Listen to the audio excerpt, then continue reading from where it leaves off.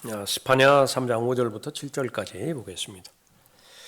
하나님께서는 이스라엘 백성이 하나님을 두려워하기를 원하셨습니다. 그래야 안전하게 잘 보호를 받을 수 있을 텐데 여러 가지 다양하게 또 하나님의 자신에 대해서 성품에 대해서 역사에 대해서 비추어 주셨지만은 이스라엘 백성은 하나님을 두려워하는 데 있어서 실패했습니다.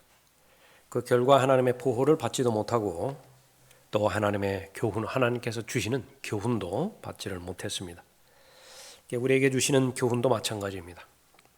지혜와 명철, 이것은 믿음의 삶에 있어서의 첫걸음인데 그것은 하나님을 두려워하는 것을 배울 때에만 가능합니다.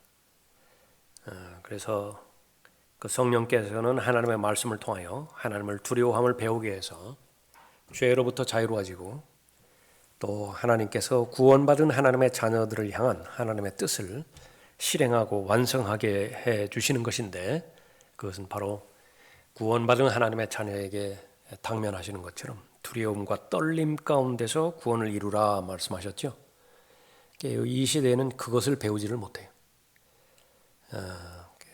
이 신약에서 하나님의 자비와 은혜, 그것을 성경에서 말하는 그 범위보다 훨씬 더 확장시켜서 졸지에 하나님을 산타클로스로 만들어버리는 거예요.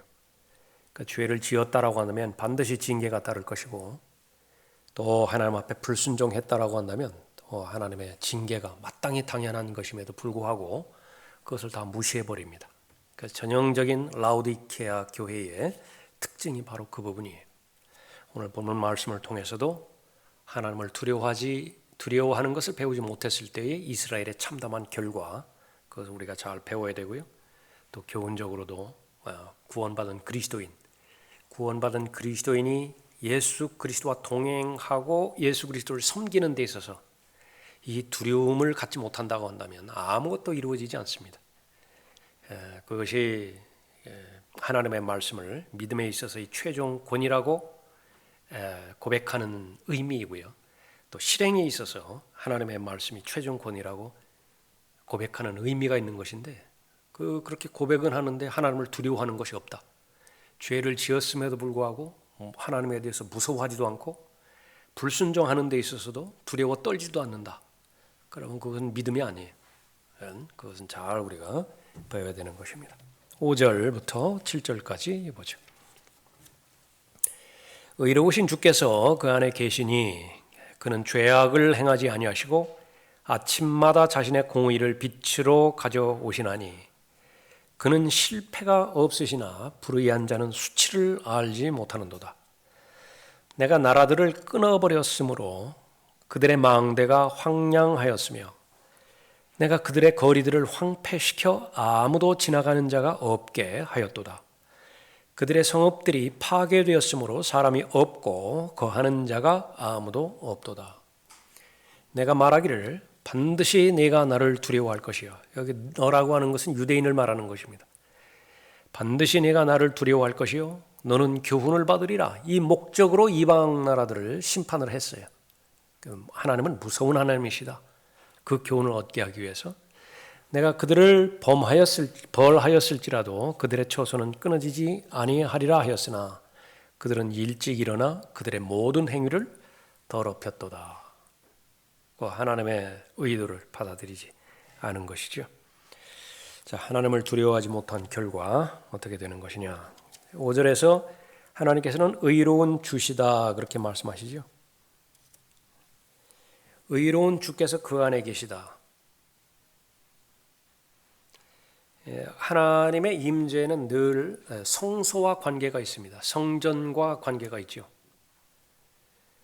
그래서 하나님의 임재와 하나님의 영광이 드러나는 곳은 바로 하나님의 성전이고 거룩한 곳인데 그 거룩한 곳이 점점 더 더러워지는 거예요. 가증스러운 소굴로 바뀌어지는 것이죠. 그러면 하나님께서는 인내하십니다. 거기에 계속 인내하시는데 마침내 그것을 이제 떠나가 버리시는 그런 결과를 가져오죠. 주께서는 예루살렘 안에 계시는데 그들의 죄를 지켜보시고 심판하신다는 면에서 그렇다. 동행은 아니에요. 친밀한 관계 가운데서 유대인들과 동행하는 그 부분이 아니라 그냥 하나님께서 지켜보고 계신다라고 하는 그 부분입니다. 그 예가 창세기 11장 5절에서 바로 이 바벨탑을 세울 때의 하나님의 위치입니다. 주께서는 사람의 자손들이 세우는 성읍과 탑을 보시려고 내려오셨더라. 하나님께서 거기 계시죠. 교제하고는 아무 상관이 없어요. 사람들과 교제하고는 관계없이 하나님께서 내려오신 것입니다. 주께서 말씀하시기를 보라 백성이 하나요 그들 모두가 한 언어를 가졌기에 이런 일을 시작하였으니 이제는 그들이 하기로 구상한 일은 아무것도 막을 수 없을 것이라. 누가 하시는 말씀인가? 전능하신 하나님의 말씀이에요. 전능하신 하나님이요 하실 수 없는 것이 있어요. 사람이 작심을 하고 작정을 해버리면요 결심을 해버리면 하나님의 막을 방법이 없어요. 지금 그런 상황입니다. 죄를 짓기로 하나님을 반역하기로 하나님을 배반하기로 작심을 했을 때에 하나님께서 할 수 있는 일은 없는 것입니다. 가자 우리가 내려가서 거기에서 그들의 언어를 혼란시켜 그들이 서로의 말을 알아듣지 못하게 하자. 결과는 심판밖에 없죠. 주께서는 이스라엘을 복주시고 이스라엘은 받아주신다는 면에서 예루살렘에 계시지 않는 것이다. 이 주께서 계시다라고 하는 것에 의미가 있기 위해서는요 복을 주셔야 되잖아요. 하나님께서 복을 주셔야 되죠 이스라엘에게. 그러나 복을 주시지 않아요. 그리고 하나님께서 거기 계시다라고 하는 것은 이스라엘을 영접하고 이스라엘을 받아주신다라고 하는 것에 의미가 있는 것인데 받아주지도 않아요. 그러면 주께서 거기 계시다라고 하는 것이 아무런 의미가 없는 것이죠. 하나님의 성품이 계시되고 있습니다. 그는 죄악을 행하지 아니하시고 하나님은 죄악을 행하지 않으십니다. 욥의 질문에 나와 있죠. 욥기 8장 3절에서 하나님께서 심판을 왜곡하시겠느냐? 아니면 전능하신 분이 정의를 왜곡하시겠느냐? 그 밑에 구절이 답이에요. 이 질문에 대한 답이 무엇이냐? 욥기 34장 10절에서 그러므로 너희 총명한 사람들아 내게 경청하라. 하나님께서 악을 행하신다는 것과 전능하신 분께서 죄악을 행하신다는 것은 그분과는 너무도 거리가 멀도다.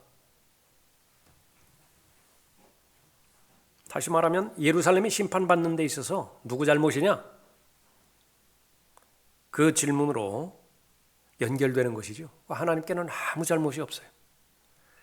또 욥기 34장 12절에서 정녕 진실로 하나님께서는 악을 행치 아니하시며 전능하신 분은 심판을 왜곡하지 아니하시리라. 편견이 없으신 분이고요. 심판을 왜곡하지 않으신 분인 것입니다. 그것이 하나님 면전에서 죄라고 드러나게 되었을 때 그 죄는 반드시 심판할 수밖에 없는 것입니다.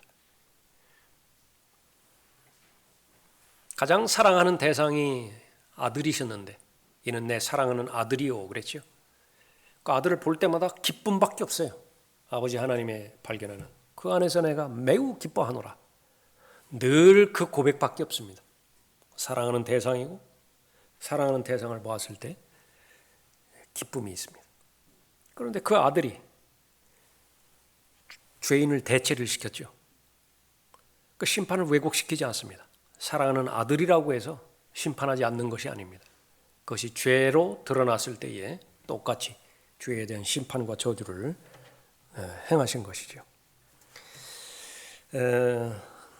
창세기 18장 25절은 아브라함이 질문한 질문이죠.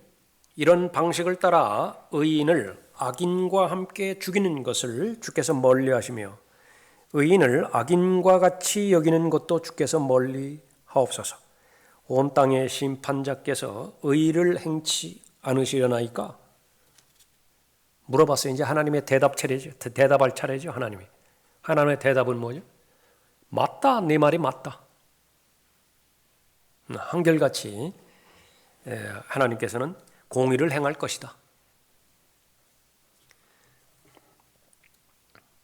이 죄악을 행하는 데 있어서 하나님은 죄악을 행하지 않으시지만은 하나님을 제외한 모든 대상은 다 죄악을 행하는 것입니다.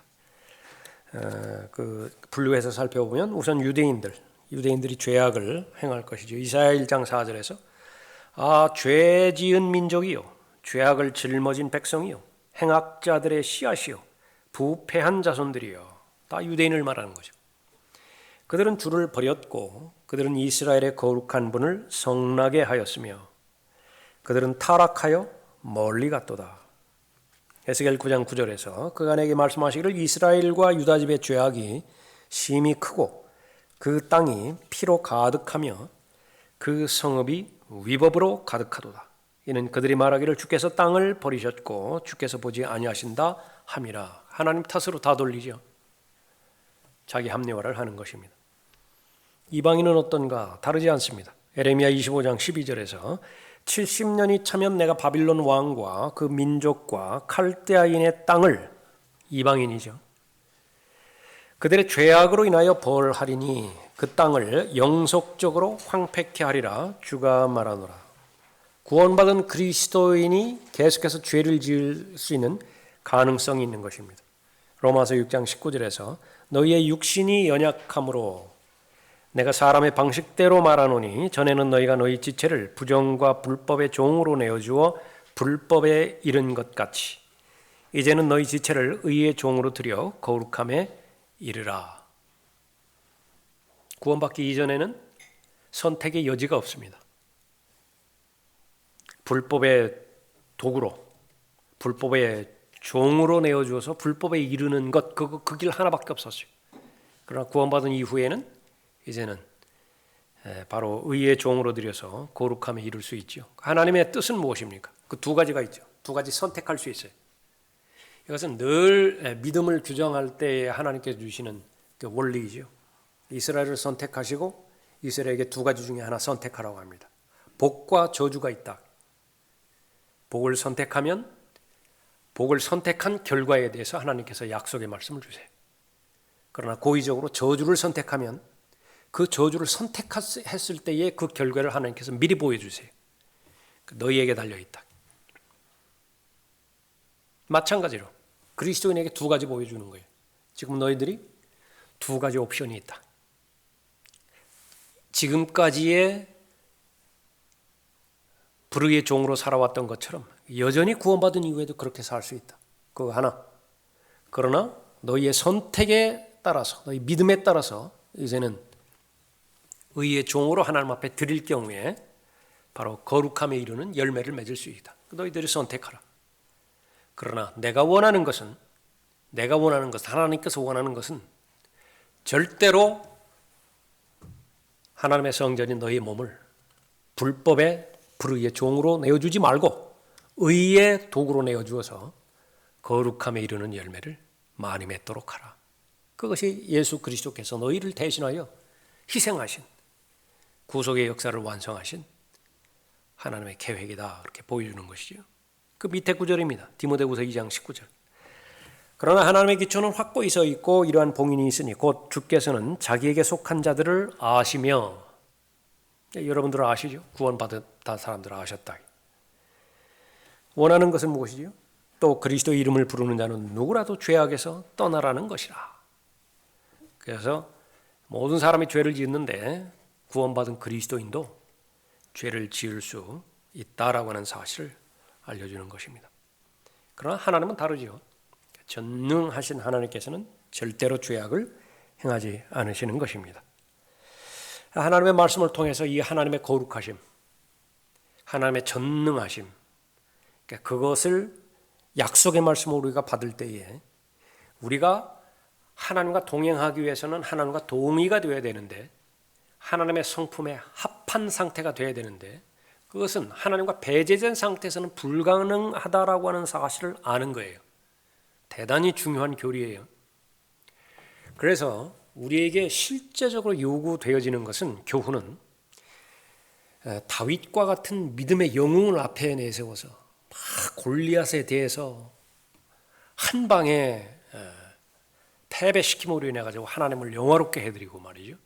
모세와 같은 영웅이 나타나서 한 번 그 홍해를 쳐버림으로 인해서 홍해가 쫙 갈라지고 엄청난 승리를 하나님 앞에 쟁취해드리고, 그런 거 이전에 누구를 배워야 되느냐 그러면 야곱을 배워야 돼요.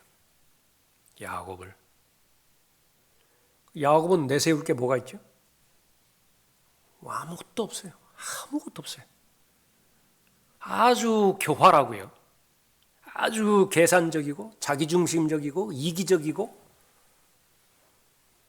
그런 거밖에 내세울 게 없어요. 아주 사기꾼이라고 해요. 실제로 사기꾼이고 영적으로도 사기꾼이고 그렇다고 그러죠. 그런데 그것이 바로 하나님께서 야곱의 그 삶을 통해서 구원받은 하나님의 자녀에게 보여주고자 하는 그 실체예요. 그것이 나라고 인정이 될 때 가능성이 있어요.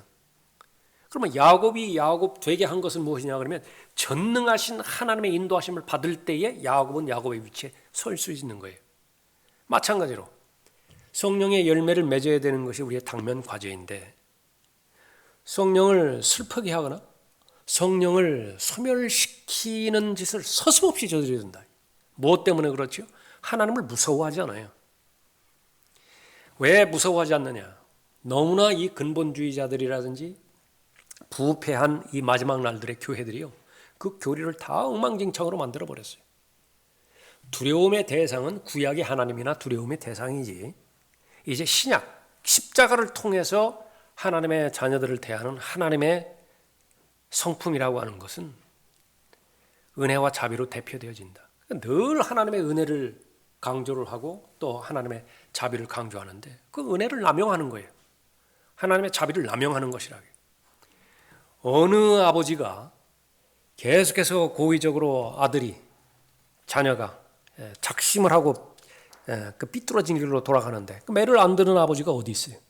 신약의 교리에 주의 교훈과 훈계로 책망하고 가르쳐야 돼요. 교훈과 훈계라고요.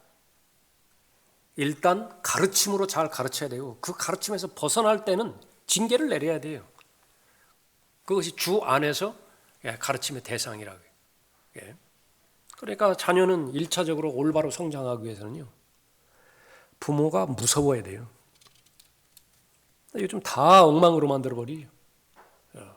그거는 막 서로가 그 두려움의 관계, 그 부분은 바람직스러지 못하다. 그래, 막 친구가 돼야 된다. 그런 영역이 따로 있어요. 아버지와 자녀가 친구가 되어지는 영역이 있고 따로 있다. 그러나 분명하게 하나님께서 이 부모를 가정에 권위를 주셨잖아요. 권위를 주시고 명령을 했잖아요. 자녀를 잘 양육하고 잘 돌보라고. 그러면 그 권위라고 하는 것은 무서움을 말하는 것인데 권위는 인정하는데 무서워하지는 않는다? 그 세상에 그런 모순이 어디 있어요? 그런 모순이 어디 있느냐? 국가가 망하기로 작정을 하면 공권력에 대해서 사람이 무서워하지를 않아요. 그럼 망하는 거예요. 그 국가는 망한다. 그 마찬가지입니다. 그런 그 부분에 있어서 성경에서 언급하는 하나님은 1차적으로 두렵고 무서우신 분이에요. 그것을 우리가 잘 알아야 되는 것입니다. 그래서 성경에서 계시되는 하나님, 두렵고 무서운 분이시지만은 바로 죄 문제를 해결하기 위해서 전지전능하신 하나님이신 것인데 내가 하나님과 동행하기 위해서는 하나님의 도움이 100% 필요해요. 하나님의 뜻을 이루기 위해서는 100% 하나님의 도움이 필요한 것이죠. 그러면 내가 해야 될 것은 뭐냐면 하나님의 지혜와 지식을 통해서 진리를 내가 진리의 지식에 이르러야 되죠. 근데 너무 자주 반복적으로 말씀하신다. 어떻게 하면 지혜를 얻을 수 있는 것이냐? 어떻게 하면 지식을 얻을 수 있는 것이냐? 하나님을 무서워하는 수밖에 없어요. 하나님을 두려워하는 것이 지혜를 얻고 지식을 얻고 명철을 얻는 데 있어서의 근본이에요. 시작이라고 말해요. 그러니까 왜 그렇죠? 그 죄성을 인정하기 때문에 그래요. 여전히 우리는 죄성이라고는 육신의 죄들이라고 하는 위치 안에 머물러 있기 때문에 이 죄가 그렇게 호락호락하게 놔두지 않는다고요. 그렇기 때문에 이 죄를 해결하기 위해서는 하나님께서는 죄를 행하지 않으신다라고 하는 사실을 우선 하나님의 말씀을 통해서 우리가 잘 배우고요. 그 다음에 그런 하나님과 내가 잘 동행해야 되어지는 것입니다. 신명기 32장 4절이죠.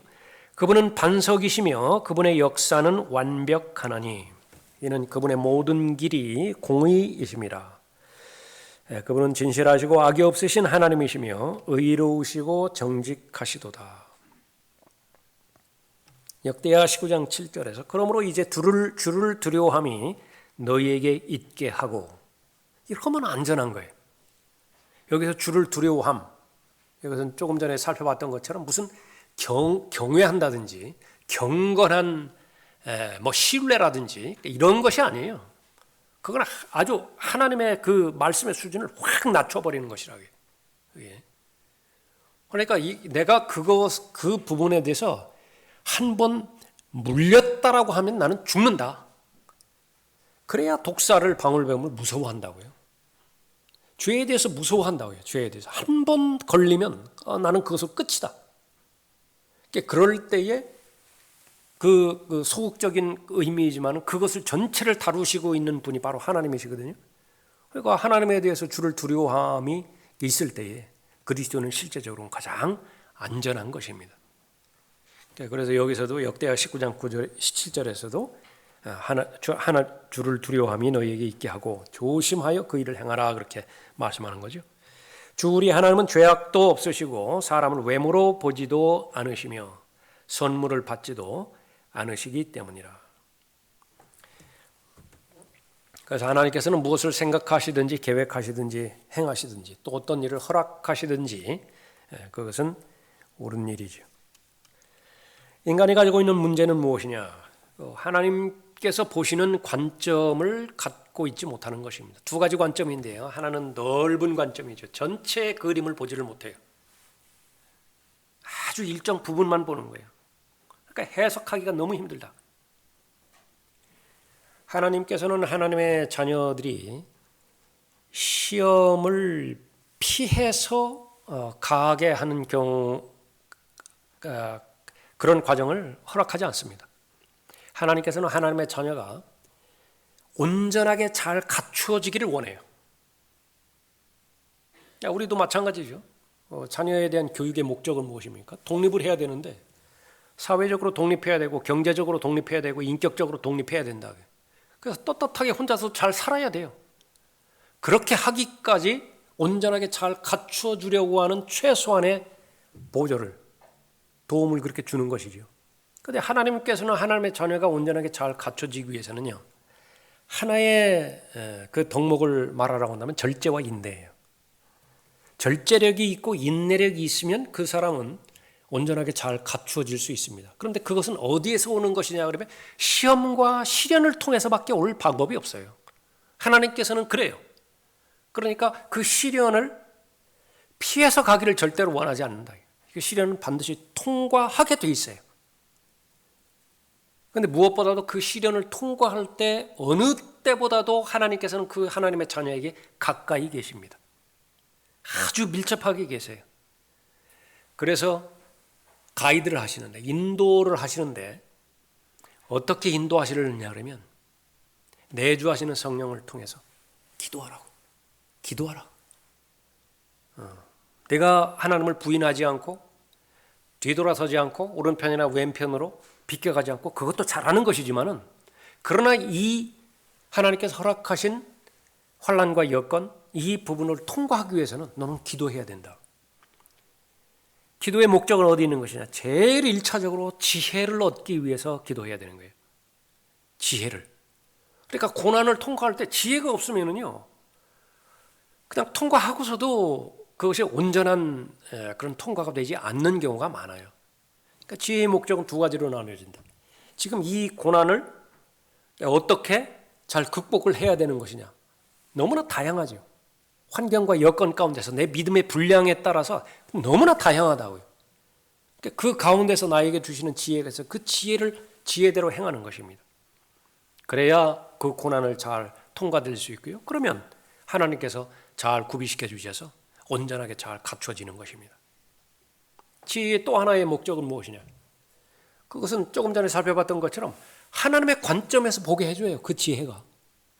도무지 이게 내 이 고난이 왜 이렇게 왔는지 몰랐는데, 그러니까 기도하면서 하나님께서 지혜를 주셨을 때 그 지혜를 통해서 이런 큰 그림을 그렇게 하나님께서 그리시는 것이구나. 이 작품을 만들기 위해서 그런 것이군요. 또 하나는 멀리 보는 거죠.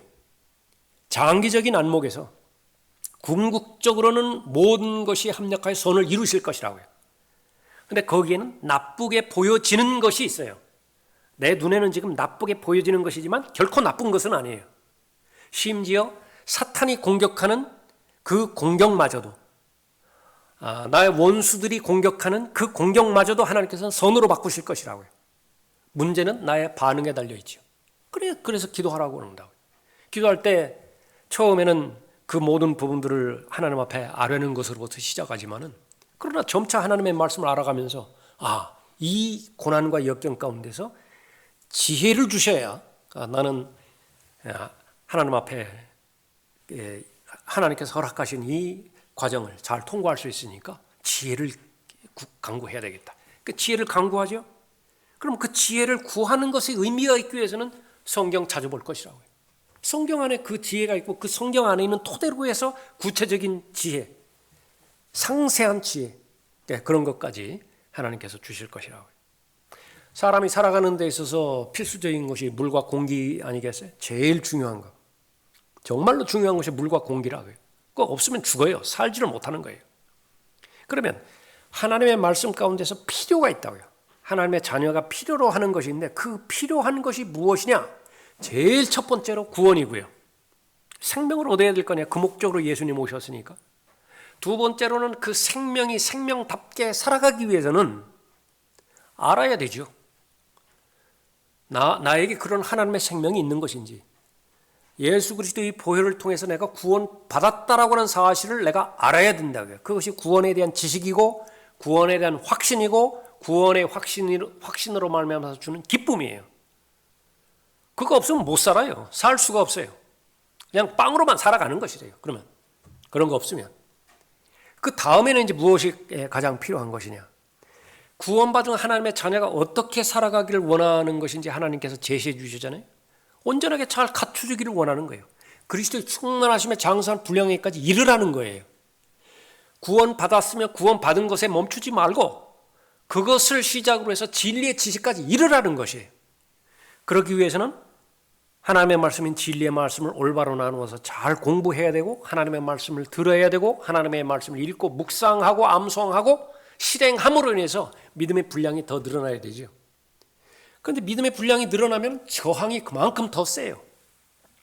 구원만 받고 아무것도 하지 않는다. 구원만 받고 입 딱 다물고 있다. 그러면 무슨 고난이 없어요. 고난이. 박해가 없어요. 그러니까 마귀도 계산적인데, 마귀도 다니엘보다 더 현명한 존재라고 하나님께서 인정해 주셨는데 뭐하러 긁어 부스러 만들어요? 그냥 내버려 두지. 그런데 문제는 경건하게 살고자 작정을 하고 그 경건하게 살고자 하는 구체적인 방법을 따라갔을 때는 마귀는 움직이기 시작해요. 그러면 저항이 생긴다고요. 마귀는 고도의 계략과 책략을 가지고 내 육신 가운데서 가장 연약한 부분이 어떤 부분이냐, 그걸 충동질하겠죠. 내가 막아내야 돼요. 그거를. 또 환경들을 동원해서 때로는 빛의 천사로 가장해서 나를 공격하기도 하고, 그것이 들어먹히지 않으면 이제 울부짖는 사자로서 오지요.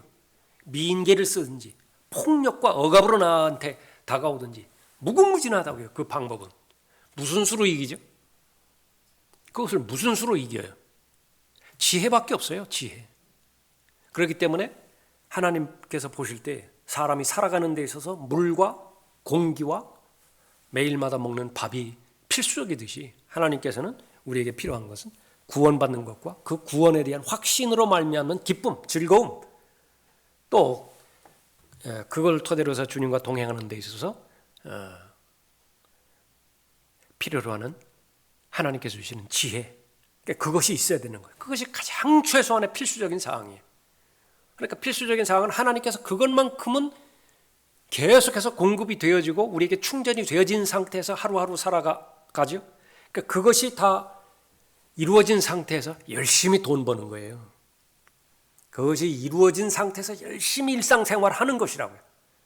그것이 이루어진 상태에서 열심히 공부하고 열심히 사회생활하고 각자의 처소에서 열심히 일하는 것이죠. 그 순서가 바뀌어지면 이제 아무것도 아니라 그 말이에요. 근데 그것은 다 어디에서 시작되는 것이냐? 하나님을 두려워함으로부터 시작되는 것이다 말하죠. 출애굽기 20장 뭐지? 출애굽기 20장이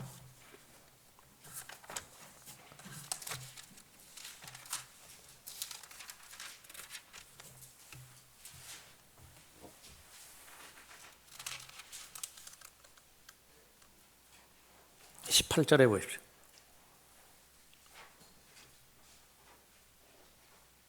모든 백성들이 천둥과 번개와 나팔 소리와 연기나는 산을 보았는데 백성이 그것을 보고 이동하여 멀리 떨어져 서서 모세에게 말하기를 당신이 우리에게 말씀하소서 우리가 들으리니 하나님께서 우리에게 말씀하시지 않게 하여 우리로 죽지 않게 하소서. 무엇을 설명하는 것이냐?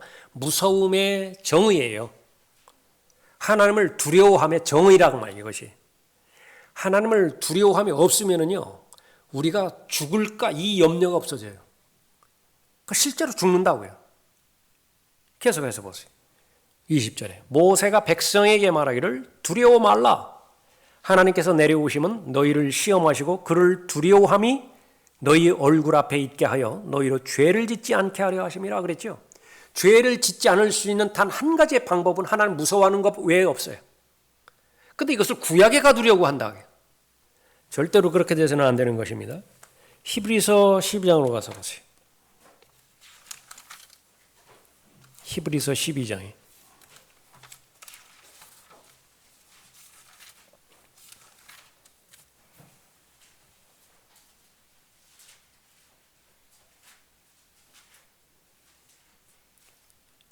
25절에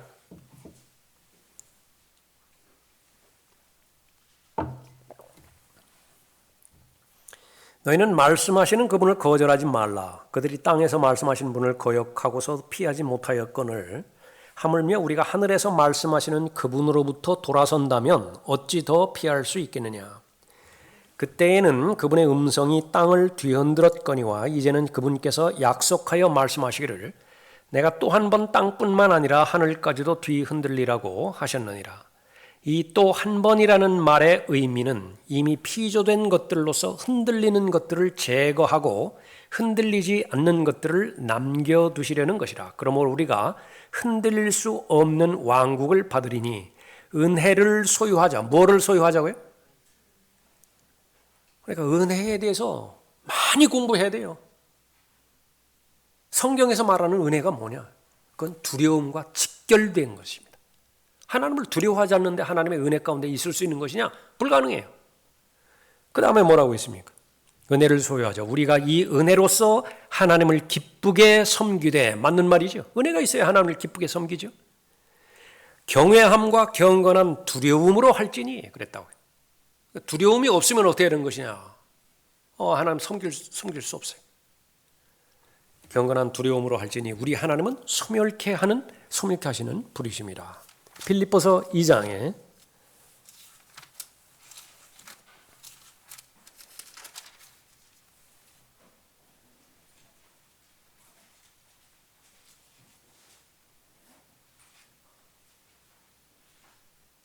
이 장 6절부터 그 11절까지 여러분이 잘 알고 계시는 예수 그리스도의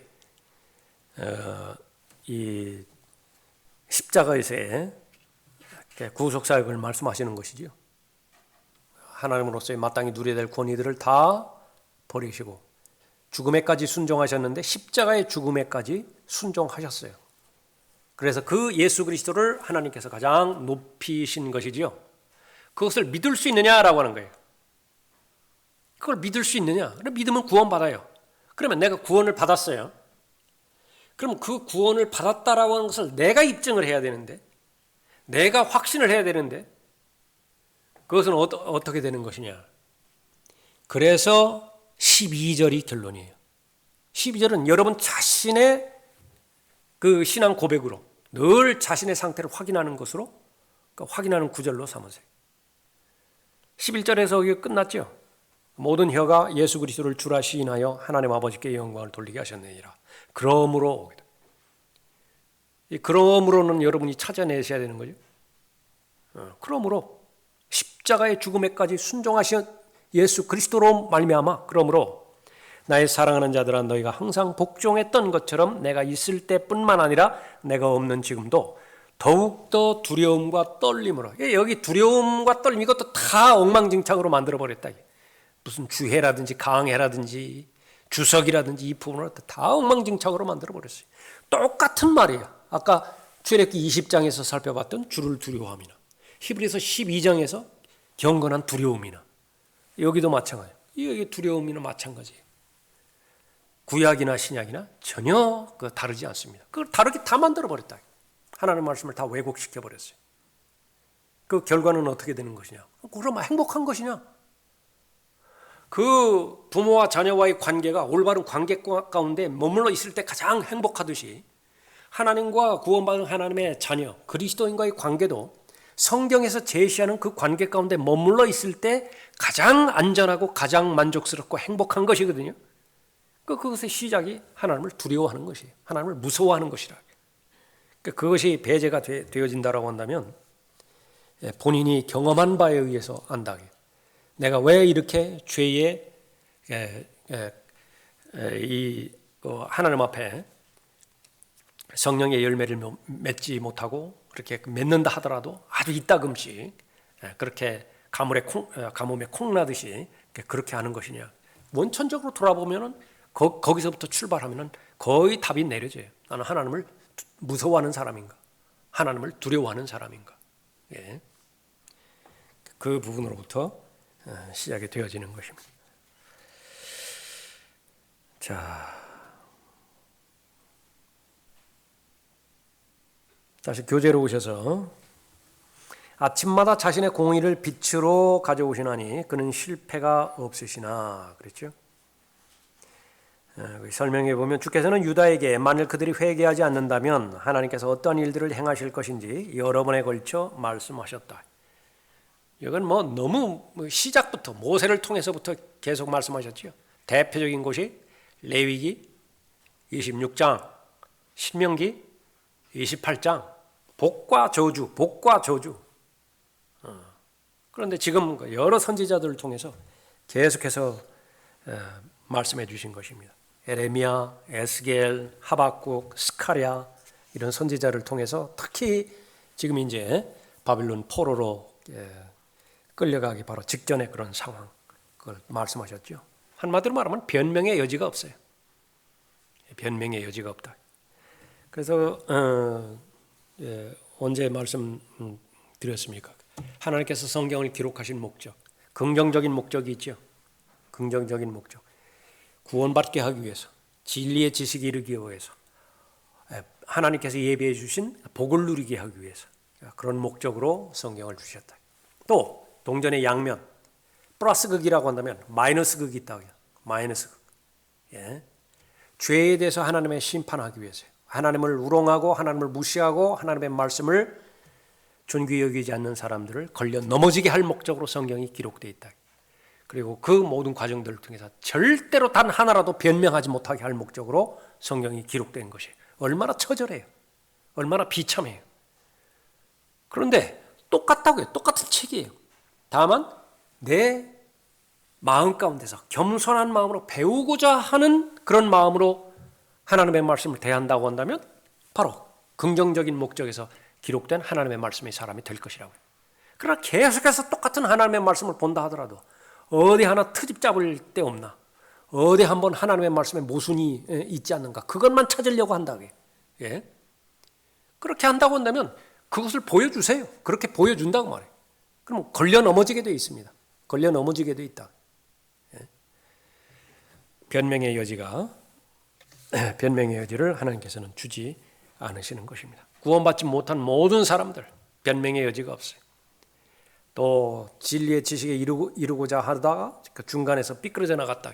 역시 마찬가지로 다른 사람 탓할 변명이 없는 거예요.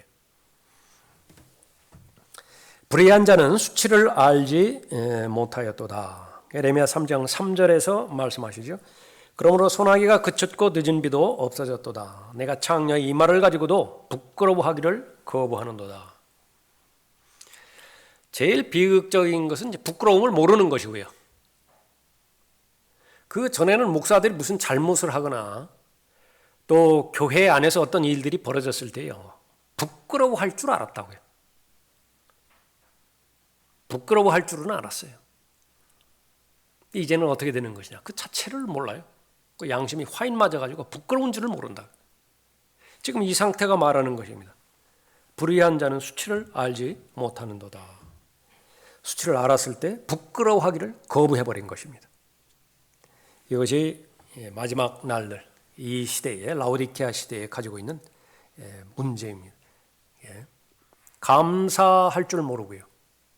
1차적으로 모든 하나님의 말씀에서 정의하고 있는 모든 개념들을 다 왜곡시켜 버렸습니다. 두려움, 그거 왜곡시켜 버렸죠. 조금 전에 우리가 길게 살펴봤던 것처럼 사랑 역시 마찬가지로 왜곡시켜 버렸어요. 마음을 다하여 생각을 다하여 힘을 다하여 하나님을 사랑하는 그 사랑이 삶의 본질인데, 다 이것이 제일 먼저는 라오디케아 시대에서 발견되는 것은 돈을 사랑하는 것으로 다 바꿔버렸고요. 하나님을 사랑하기 위해서는 물질이 필요하다고요. 그럼 물질은 하나님께 주시는 거예요. 근데 이걸 바꿔버렸으니까 하나님이 이용의 대상이 돼버렸다고요. 돈이 사랑하는 주체가 돼버리니까, 목적이 돼버리니까 하나님은 수단이 돼버린 거예요. 번영신학입니다. 그것이 후천년주의, 무천년주의 신학이에요. 다 왜곡시켜버렸죠. 궁극적으로는 돈 사랑은 자기 사랑이에요. 그 자기 사랑은 육신을 사랑한다 그 말이에요. 육신이 뭘 원해요? 정욕밖에 더 원해요? 육신의 정욕과 안목의 정욕, 그거 채워나가라고 한다고요. 그 사랑으로 다 바뀌어져 버렸어요. 마지막 날들에 사는 그 특징입니다. 도대체 부끄러워할 줄을 모르는 그 부분인데, 유다가 바로 그런 상황이었습니다. 6절 보십시오. 내가 나라들을 끊어버렸으므로 그들의 망대가 황량하였으며 내가 그들의 거리들을 황폐시켜 아무도 지나가는 자가 없게 하였도다. 그들의 성읍들이 파괴되었으므로 사람이 없고 거하는 자가 아무도 없도다. 내가 말하기를 반드시 내가 나를 두려워할 것이요 너는 교훈을 받으리라. 내가 그들을 벌하였을지라도 그들의 처소는 끊어지지 아니하리라 하였으나 그들은 일찍 일어나 그들의 모든 행위를 더럽혔도다. 그래서 이 6절 7절 하나님께서 이방 민족들을 심판하시는 것을 말하는데, 목적은 이스라엘을 바로 잡으려 하셨다라고 하는 것입니다. 그래서 내가 나라들을 끊어버렸으므로, 나라들은 이방인들이지요. 왜 그랬느냐? 반드시 네가 나를 두려워할 것이요. 여기서 말하는 너는 유대인이라고 말씀드렸죠. 그 경고예요. 선지자를 통해서 말씀하셨을 때 알아듣지 못하니까 이제는 그 경고의 정도가 점점 더 세지죠. 경고를 주기 위해서 이방 나라들을 끊어버렸다, 멸망시켰다, 그렇게 하는 것인데, 하나님의 의도는 무엇이에요? 이 정도 되면 하나님을 무서워할 줄 알겠다, 이 정도 되면 하나님을 두려워할 줄 알겠다, 그걸 기대하셨던 것이, 그 교훈을 받아서 하나님께 순종하기를 원했는데 그러지 않았던 것입니다.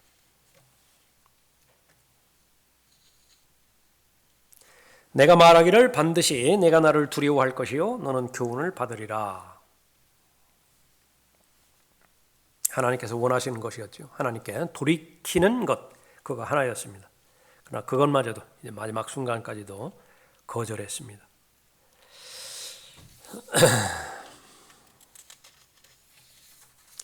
내가 그들을 벌하였을지라도 그들의 처소는 끊어지지 아니하리라 하였으나 그들은 일찍 일어나 그들의 모든 행위를 더럽혔도다. 하나님의 백성들은 한결같이 선지자의 말을 거역하였다. 더 나아가 열심히 부지런히 아침에 일찍 일어났다고요. 일찍 일어나 행한 것이 무엇이냐 그러면 악을 행하는 거예요. 행하는 모든 것들은 하나님 보시기에 다 악한 짓들이었다. 에레미야 7장 23절에서 오직 이것만은 그들에게 명하여 말하기를 내 음성에 복종하라. 그리하면 내가 너희 하나님이 되고 너희는 나의 백성이 되리라. 너희는 내가 너희에게 명령한 모든 길로 행하라. 그리하면 너희가 잘 되리라 하였으나, 이것이 하나님의 선한 의도였습니다. 잘 되기를 바라는 거예요, 하나님께서. 그러나 반대로 반응했죠. 그들이 경청하지 아니하였고 그들의 귀를 기울이지도 아니하였고 그들의 악한 마음의 계략들과 상상대로 행하여 뒤로 가고 앞으로 가지 않았습니다. 너희 조상이 이집트 땅에서 나온 날부터 오늘에 이르기까지 내가 내 모든 종 선지자들을 너희에게 보냈으니 날마다 일찍 일어나서 보냈도다. 하나님도 부지런하게 행하셨다고요. 이 대상도 아침 일찍 일어나서 부지런히 행하죠. 하나도 공감대가 없어요.